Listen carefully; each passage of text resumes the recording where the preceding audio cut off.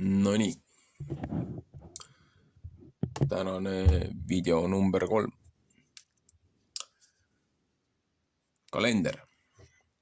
Et siis igiliikur kalender, Perpetual Calendar Series teise kanali peal.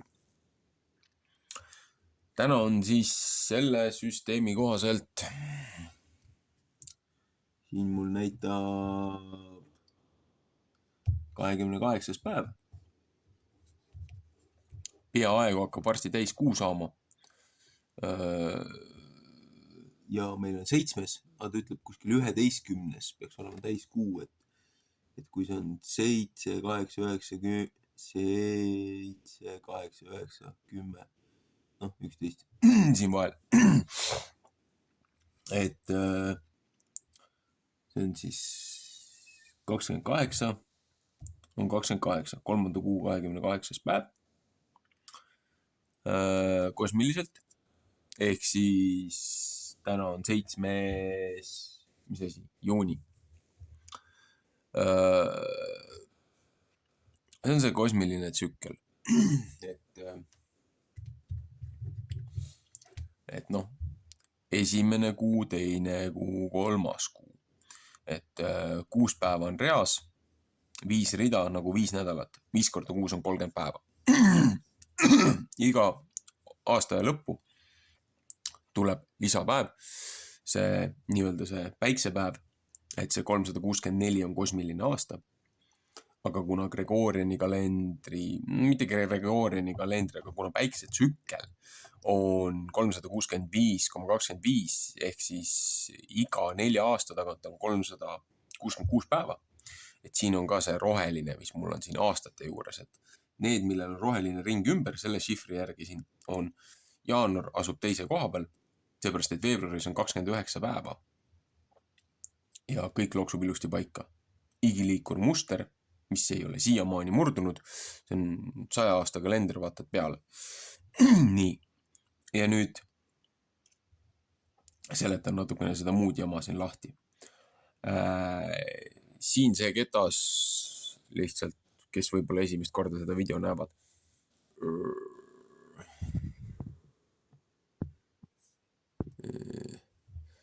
Natukene zoomi majja. Et siin see ketas, välimine ketas. Ma olen nüüd vahepeal edasi-tagasi kasutanud, et ütleme niimoodi, et välimist ketast võiks kasutada siis selle tsükli järgi. Oleks palju loogilisem. Ja siis need sisemised kuupäevad siin, et 7, 14, 21, 28. Et see oleks siis sama, mis on siin. Ja siis kuufaasid on mul siin. Ja siis siin on need päevad, et Sabbath on päev 7, Sunday on päev 1, päev 2 on Monday, esmaspäev on ju, Sunday pühapäev. Päev 3 on Tuesday on ju, teisipäev. Päev 4 on Wednesday, kolmapäev, päev 5 on Thursday, neljapäev on ju. Päev 6 on Friday, reede. Ja siis päev 7, ehk siis noh, Shabbat on ju, et päev 7 ma ei ole siia kirjutanud, ongi Shabbat, puhkepäev, on siis laupäev on ju, Saturday. Et punane on siis teisipäev nendes šifrites. Ja siis jubilii aasta on mul. Ma olen praegult aru saamal, et jubilii on siis 15 ja 65 aasta. Minu loogika järgi, uurimustöö järgi, kuhu mina olen jõudnud. Aga no see selleks. Ühesõnaga, kuna aeg on nagu lineaarne, jah, siin on muud, varba lõin ära. Aeg on lineaarne ja siin on muud naljad ka juures, aga süsteemi muster ei ole murdunud. Et noh, et kuukalendri järgi, et vaatad, millal on täiskuu ja siis hakkad lugema 1, 2, 3, 4, 5, 6, 7 või siis, et vaatad seda esimest, seda nähtavat kuu osa on ju seda noorkuud ja siis hakkad lugema, et kuukalender on vale, seepärast, et kuu langeb iga aasta 10 päeva taha. Nagu aasta selles tsüklis 364 päeva on aasta, 354 on kuu ja 365,25 on päike. Aga noh, päike kihutab meil aastat, päike on see tsükkel, aga et saada looja kosmilise selle kalendriga, selle tsükliga nagu paika, siis iga teatud aja tagant, kui see 52 nädalat loed, et kui sinu aasta lugemine lõpeb kõvasti ära ennem, üle nädala ennem, kui on kevadine pööripäev, siis lisad aasta lõppu 7-päevase püha, mis on ka Esteri raamatus, on kirjas, et kuningas hoiab pooleaastase püha ja siis teeb veel 7 päeva. Noh, täpselt nagu, et Noa oli laevas ja siis ootas veel 7 päeva.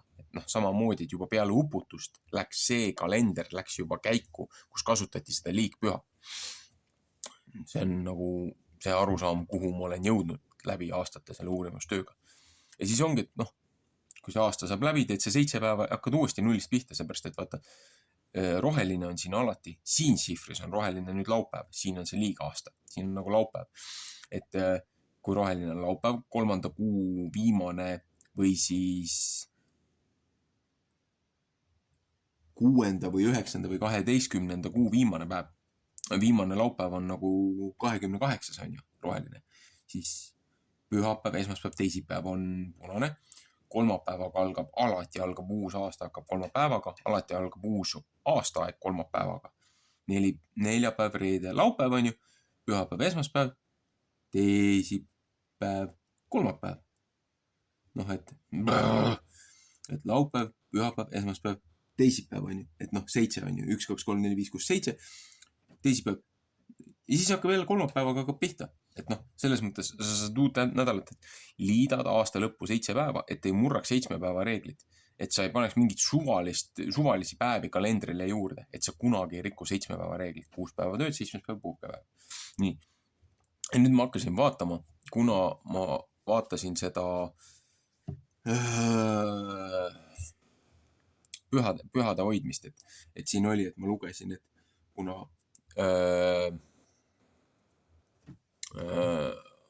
võib-olla ongi parem, et mul on sisse zoomitud praegu. Et kui see 14. ehk teisipäev oli siis see paasapäev, 15. on siis paasapühad või määrimata, hapnemata leibade pühad, et 15, 16, 17, 18 on ju, 19, 20, 21 on hapnemata leivad. Aga ma olen alati aru saanud, noh, paar erinevat seda väga head uurimustööd teinud ja väga hästi on asjast aru saanud. Ka nemad on aru saanud, et nii-öelda first fruits või esmaviljad kattuvad hapnemata leibadega, aga tegelikult on see nii-öelda vale arusaam,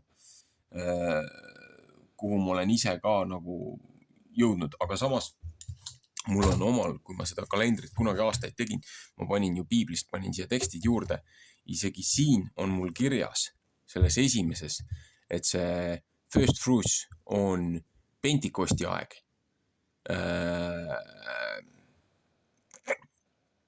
Pentikosti aeg. Aga siin ongi see, et kui Kristuse ülestõus oli sellel päeval, et kui sa sellest Levidikusest loed, et on see looja üleminek, paasapäev, ja siis loed sealt, et see peale esimest laupäeva järgmisel sellel pühapäeval on ju, on see esmaste viljade siis nagu see preestritele ohverdavad see esmase vilja, see šiif nagu selle vihu on ju, et ja siis jätkub nagu hapnemata leibade püha, aga et esmaste viljade pühade aeg võisid süüa nagu nii-öelda pärmiga leiba, aga hapnemata leibade püha aeg ei või süüa, kuigi jah, need on 2 täiesti erinevat asja, leib ja need maisi nii-öelda röstitud mais, noh, see on natukene teine teema, aga et tegelikult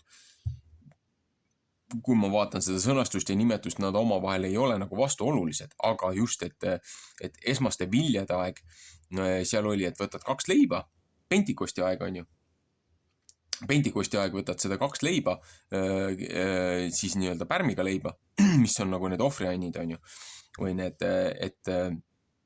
et seal juba on pärm sees, aga paasapäeval ei ole. Et siis ongi, et kui Kristus tõusis nüüd olgu see siis laupäev või pühapäev, et kui Kristus tõusis esmaste viljadega, ehk siis see pühapäevane päev, kui preester ohverdas selle esimese selle vihu nagu selle kõigutusohvri loojale, et siis sealt hakkasid lugema 7 laupäeva, et 50 päeva, et 1, 2, 3, 4, 5, 6, 7, esimene on ju, 7 teine, 7 kolmas, 7 neljas, 7 viies, 7 kuues, 7 seitsmes on ju, ja siis järgmine päev, see 8. päev, see 3. kuu 2. nädala, kosmilise nädala, mitte Gregoriani, kosmilise nädala, 2. nädala esimene päev on see Pentikost. See, kui see looja andis need 10 käsku seal Siina mäe peal, mis on esimene Pentikost, mitte see apostlite teod 2. peatükk, et seal oli ka, et Kristus käskis oodata ja siis Pentikosti aeg, siis tuli see püha vaim tuli rahva sekka ja rahvas hakkas rääkima. Täpselt nii, nagu seal Siina mäe peal 2 meest rahva sees hakkasid ennustama prohvetit ja inimesed kartsid ja olid hirmunud ja siis need,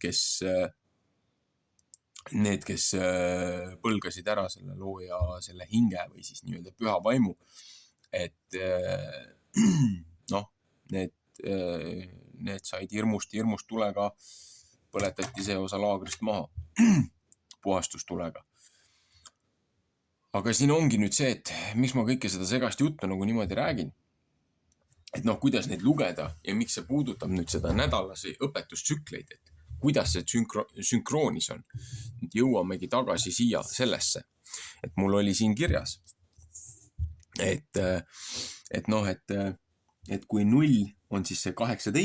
on ju, on see laupäev ja siis esimene nädal hakkab lugema, et 19 oli see esimene päev on ju, et nüüd sealt loed see 7 nädalat on ju, et nädal 28, 29, 30, 31, 32, 33, 34 ja siis 35. nädala, õpetusnädala siis nagu esimene päev, et peale seda 7. laupäeva, et see on see Pentikost on ju. Ja nüüd, kui sa nagu loed seda õpetuste nädalat, et ma hakkasin teiselt poole, hakkasin lihtsalt kirjutama, et panin 12 kuud, siis panin nädalate kaupa, et kuna 5 nädalat on nagu nii-öelda kuus, aga siin on kohati on 4, kohati on 5, seepärast, et kohati on kuus ainult 4 laupäeva ja siis on 5 laupäeva ja siis on jälle 4.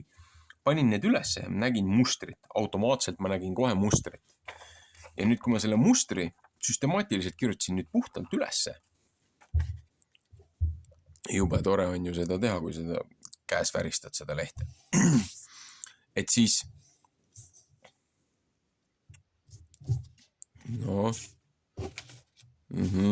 nii, et nägin seda mustrit, et siis ongi, ma pean ikka nii tegema, et siin on kuu, 1., 2., 3., 4., 5., 6., 7., 8., 9., 10., 11., 12.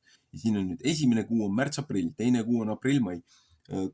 kuu on mai-juuni, 4. kuu on juuni-juuli, 5. kuu on juuli-august, 6. kuu on august-september, 7. kuu on september-oktoober, 8. kuu on oktoober-november, 9. kuu on november-detsember, 10. kuu on detsember-jaanuar, 11. on jaanuar-veebruar, 12. on veebruar-märts.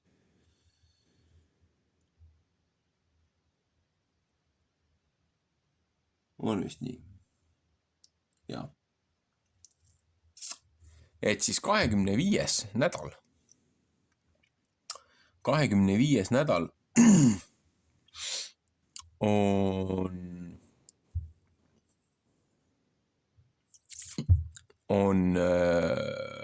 25. nädala õpetusnädal on siis aasta esimese kosmoloogilise nädalaga hakkab pihta.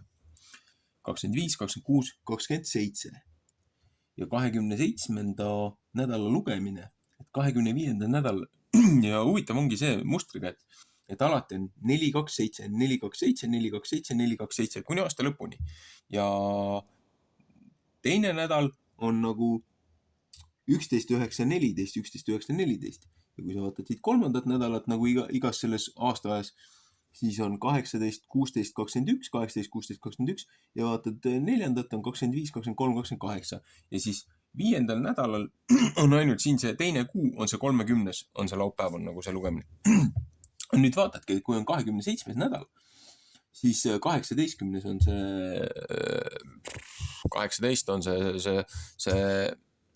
see laupäev, see šabat, see lugemise päev, on ju.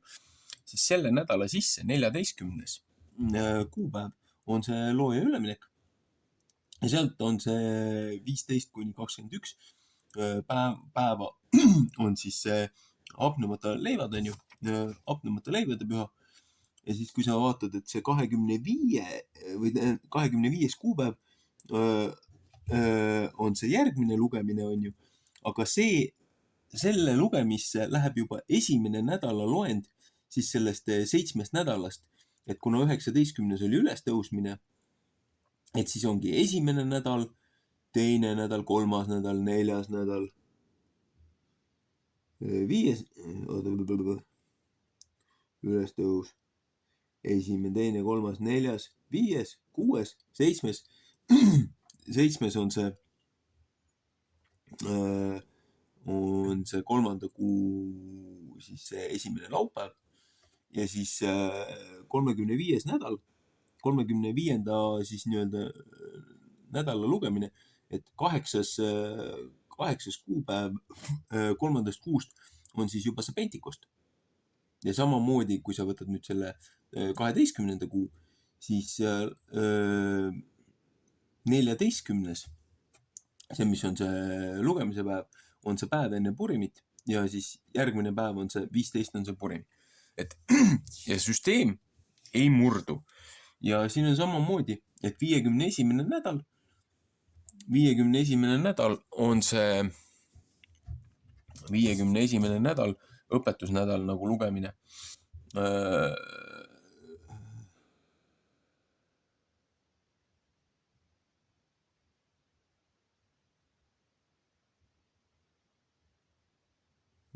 Oota. 7, 8, 9, 50, 51. Jah, et 51. nädal on ju põhimõtteliselt see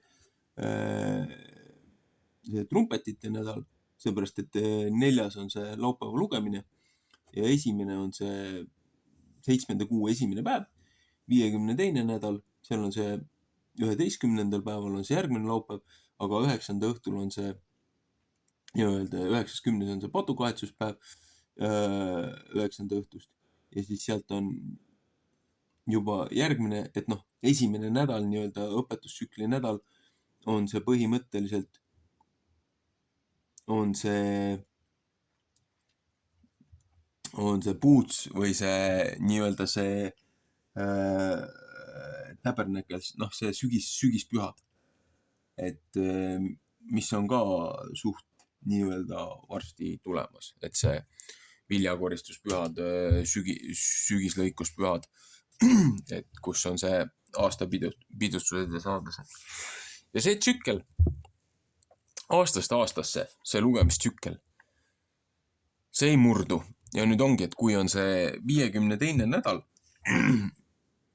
52. nädal, või ehk siis, kui sa jõuad sellest 24. sellesse lugemisse, et selles tsüklis, et kui sa jõuad sellesse lugemisse ja see kevadine pööripäev on siis rohkem kui ütleme nädal juba on hiljem, kui sul see lugemistsükkel on, siis panedki selle nädala lõppu, on see liignädal, seepärast, et siin kohati ongi see, et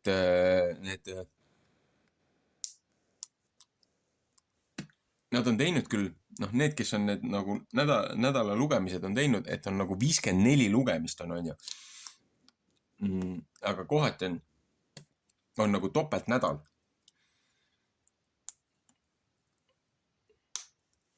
Et 54 lugemist on ka ütleme see, et kuna selle sügispühade aeg tehakse rohkem neid lugemisi, et kohati isegi mingite traditsioonide järgi põhimõtteliselt sellel viimasel päeval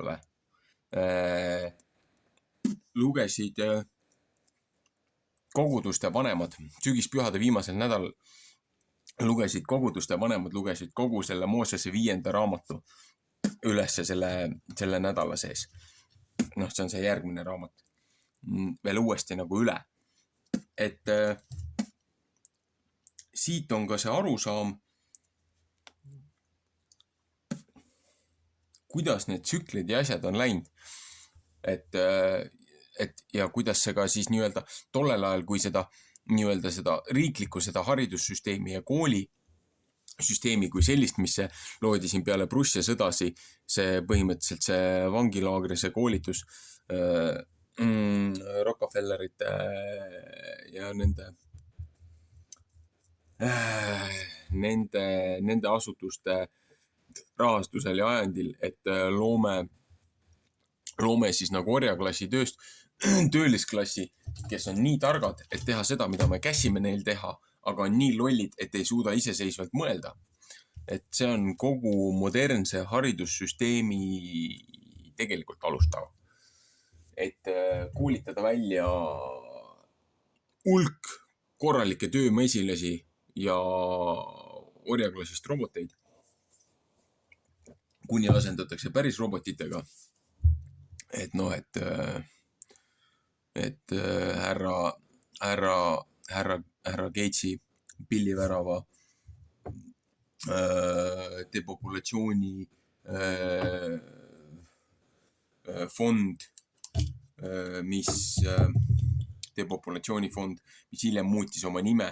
Tema isa oli ju natsissestlaste suur jälgija ja töötas nendega koos ja oli ju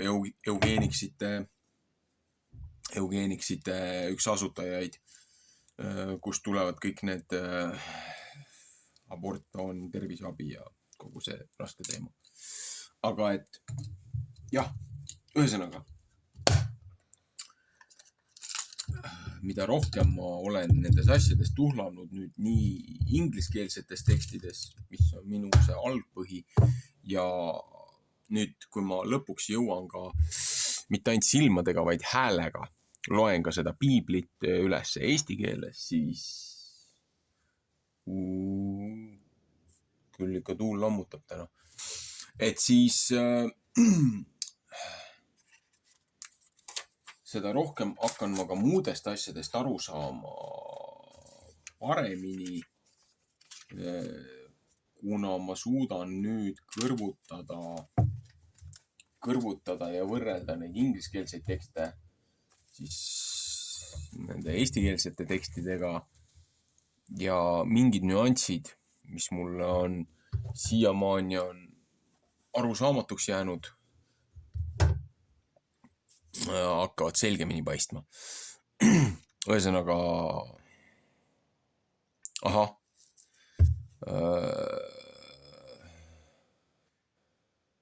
serveri koha pealt nii palju, et see nii-öelda see kogukonna suhtlemiseks, informatsiooniks ja nendeks asjadeks.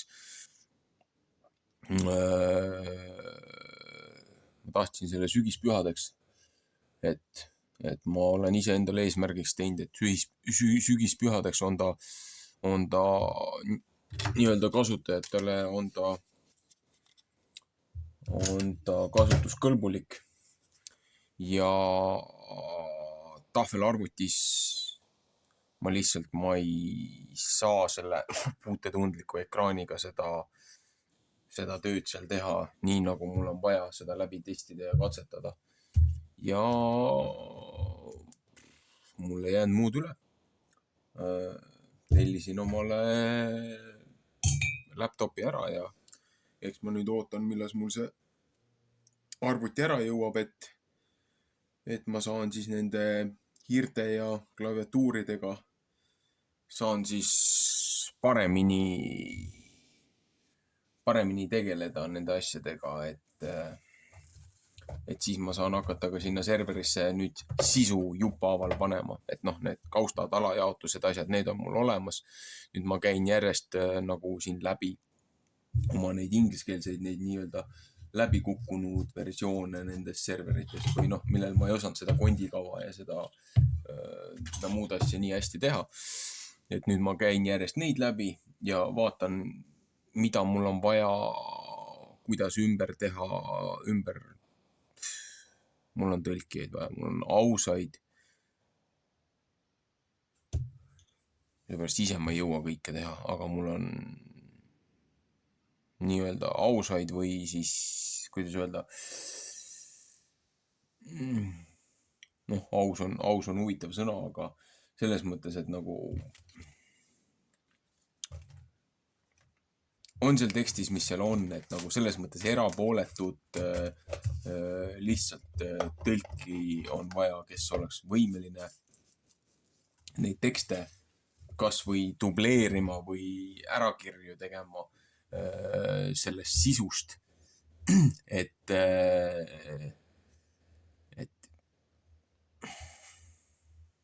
noh, paljud ei valda eesti keelt, paljud ei valda eesti keelt, paljud ei valda inglise keelt, mina ei saa vene keelest aru, et minu jaoks on, see on hullem veel kui ussikiri,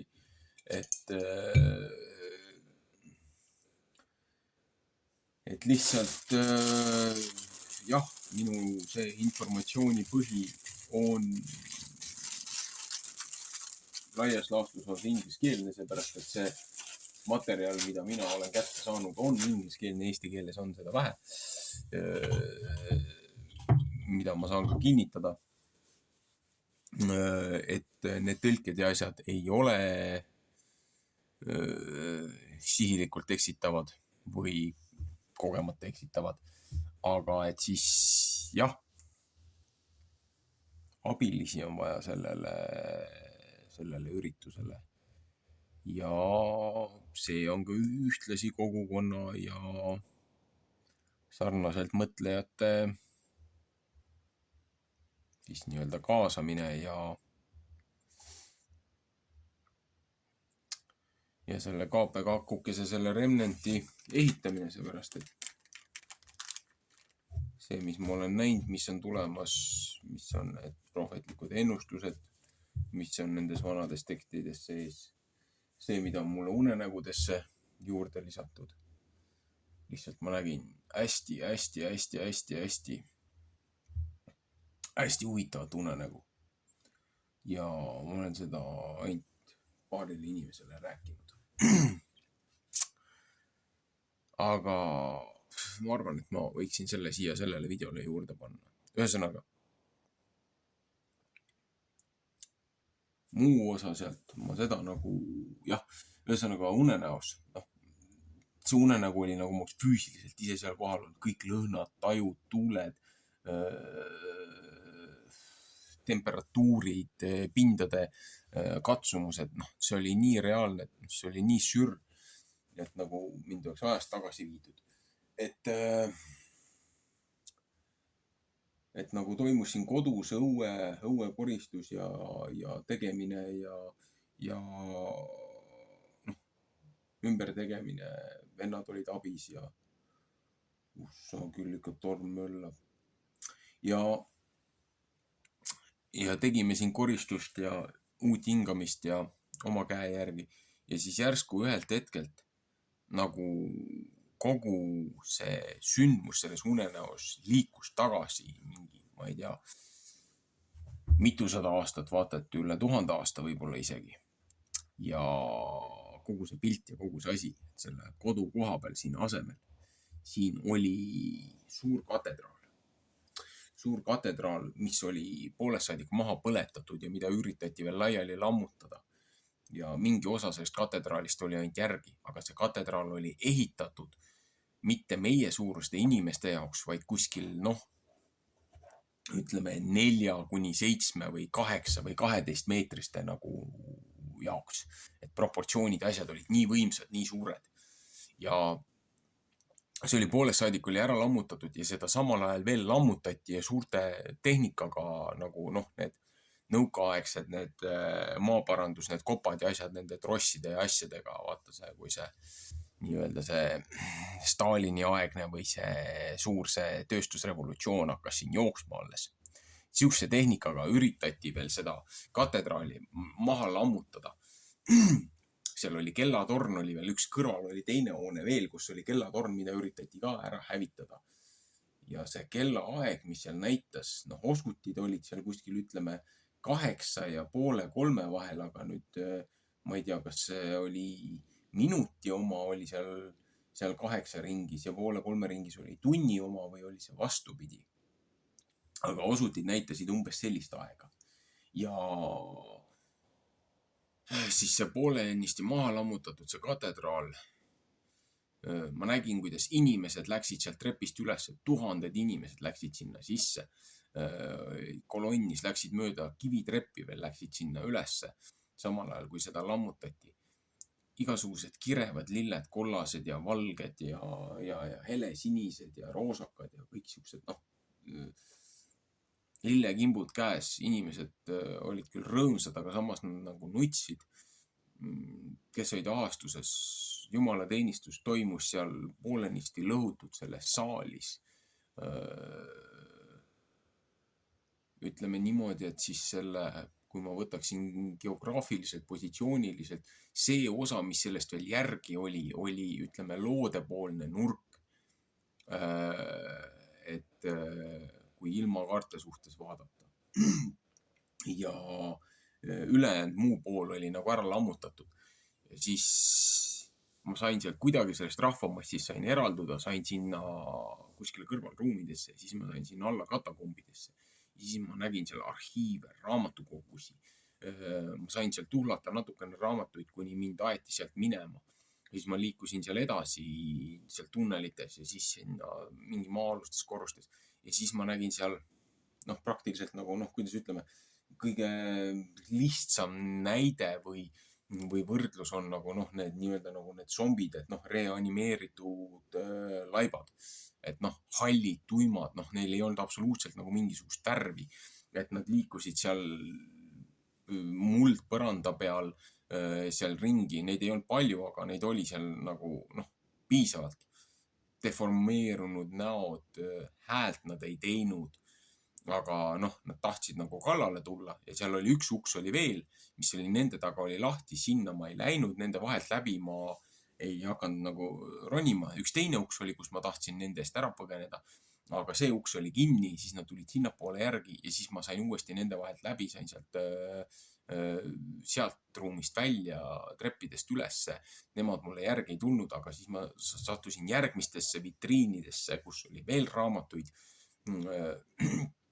Kõrged virnad olid, kus mind aeti ära ja siis ma nägin veel mingisugust ruumi, kus olid nagu mudelrongid või mudelmajakesed või asjad olid nagu vitriini taga olid, kus oli ajaloolise siis sündmuste nagu mingisugused katkendid või pildid olid nagu kujutatud mingisugused hetked erinevates nendes vitriinides, erinevad lahingud, erinevad artefaktid. Siis aeti mind sealt ära. Ja siis ma tulin uuesti sinna selle rahva sekka, nägin, nad ikka veel palvetasid ja pidasid jumalateenistust. Lilli toodi järjest juurde. Ja inimesed nagu kogunesid. Nad olid nagu ahastuses, aga samas ka nagu õnnelikud.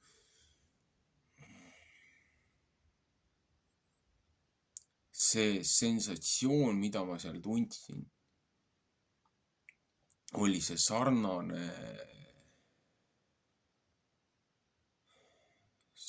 sensatsioon, mis oli Eesti rahval 88. aasta laulupeo aeg. See oli see, mida ma selles unenäos tundsin. Ja ma mäletan iga kui väiksemat detaili sellest unenäost. Tavaliselt on niimoodi, et kui see unenägu lõpeb 10-15 minutit peale ärkamist ja ma ei mäleta neid enam nagu detaile ja asju, mu eest blokeeritakse see unenägu ära. Ja siis, kui need päevasündmused ja asjad on juhtunud, siis tagantjärgi tuleb meelde, aga ma ju nägin seda unes. Meil ju oli see vestlus oli ära. Olgu see kas või üks huvitav telefonikõne, mis mulle tuli õhtul, millest ma ei saa midagi rääkida. Aga unenäos nagu oleks mulle isa helistanud, isa, kes on nüüd surnud. Et nagu isa oleks mulle helistanud ja rääkisime nendest samastest teemadest, nendest samastest asjadest, nagu isa hääl oleks olnud. Ja siis, kui see kõne lõppes, ma vaatasin telefoni. Ma nägin, et isa nimi oli, kõnelogis oli mul telefonis. Aga see on nüüd mõned nädalad tagasi on see telefoni unenägu. Aga see katedraali oma oli siin mõned päevad tagasi. Aga et see telefoni numbrit ei näidanud mulle seal. Aga seal oli kõnekestvus. Kõnekestvus. Seda ma nägin selgelt numbreid. Ja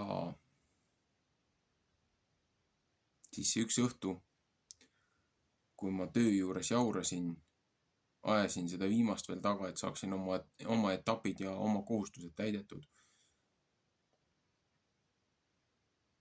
Ja kui mulle teist korda ka veel tagasi helistati ja kui see kõne lõppes ja kui ma vaatasin nende kahe kõne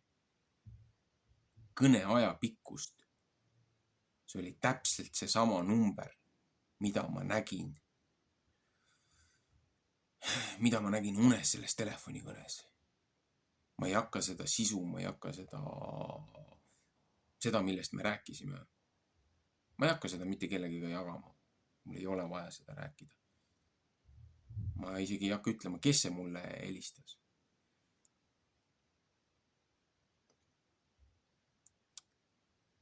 Aga ma nägin praktiliselt seda telefonikõne paar päeva ette. Moonutusena, teiste kujunditena, sümbolitena. Aga jah. Ühesõnaga, kui on hästi intensiivsed tulevikusündmused ja asjad, mis toimuvad, mis väga oluliselt puudutavad minu lähitulevikku või ka, ütleme, minu lähedaste ja neid, keda ma kalliks pean, nende saatust. Ma näen nagu ette teatud sündmusi ja siis, kui ma ise olen siin täna hetkel hingan, ma oleksin nagu nihkes, nagu see, mida ma siin teen, on nagu viitsütikuga järgi, seepärast, et ma olen kõik selle läbi elanud, et lihtsalt millast saab see päev läbi, seepärast ma olen kõike seda juba teinud, saate inimesed aru, ma olen lihtsalt üdinud sellest päevast, et ma olen juba seda kõike näinud, aga teisest küljest on see, et kas mulle anti selles unenäos ette võimalus teha midagi teistmoodi, muuta mingeid võtmemomente.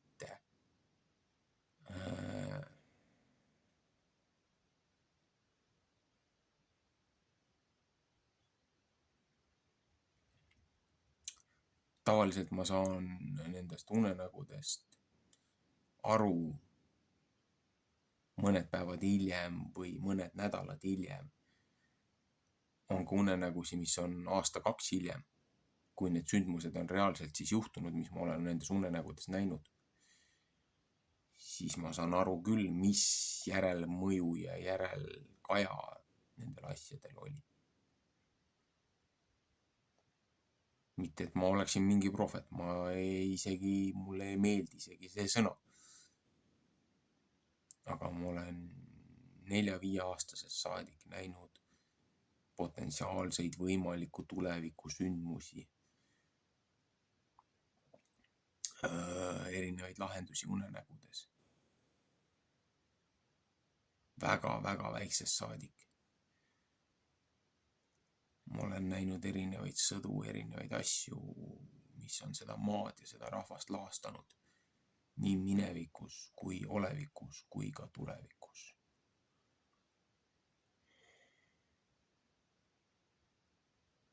see, mis 27 suvi hakkab toimuma.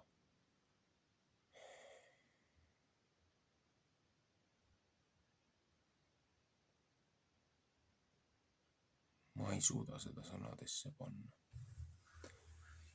Ühesõnaga,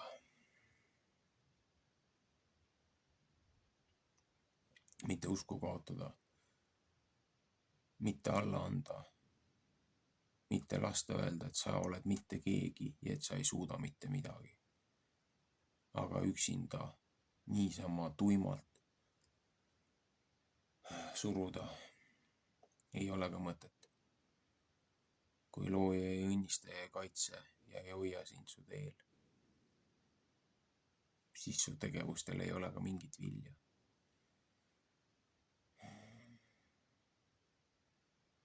Meil on ühtsust vaja, meil on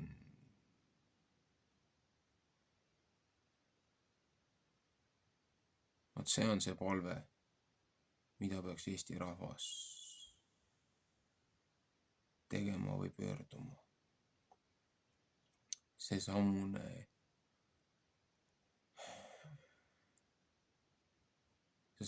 meeleseisund tuleks tagasi saada, mis oli Rahvarinde aeg.